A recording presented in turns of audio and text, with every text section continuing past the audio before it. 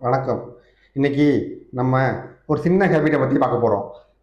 இந்த சின்ன ஹேபிட் எப்படி உங்கள் வாழ்க்கையை ஈஸியாக மாற்றணும்னு நான் எக்ஸ்பிளைன் பண்ண போகிறேன். ஆமாம், அது என்ன ஹேபிட்னா டெய்லி ஒரு பக்கம் படிக்கிறது.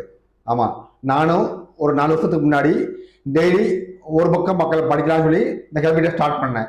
அன்னையிலேருந்து என் லைஃப் வேற லெவலில் மாறிடுச்சு. 4 வருஷத்தில் நான் 300 புத்தகம் படிச்சுட்டேன். எனக்கு எனக்கு இருந்த இன்சோம்னியா ப்ராப்ளம் சால்வ் ஆயிடுச்சு. எஸ், இன்சோமனியானா சாதாரண இன்சோமனியா கிடையாதுங்க, பயங்கரமான இன்சோமனியா. தொடர்ந்து 100 மணி நேரம் நான் தூங்காமல் இருந்திருக்கேன்.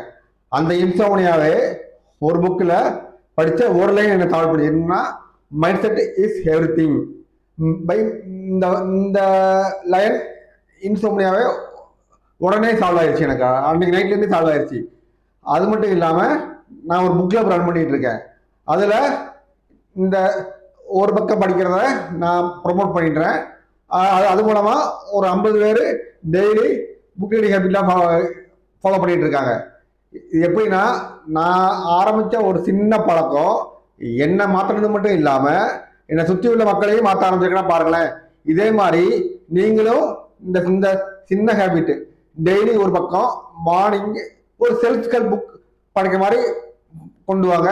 அது உங்களை எங்கே கொண்டு இருக்குன்னு நீங்களே பாருங்கள். நீங்கள் என்ன புக் படிக்க போறீங்கன்னு சொல்லி கமெண்ட்ல மென்ஷன் பண்ணுங்க. நான் இப்போ ஒரு கோச்சாகவும் இருக்கேன்.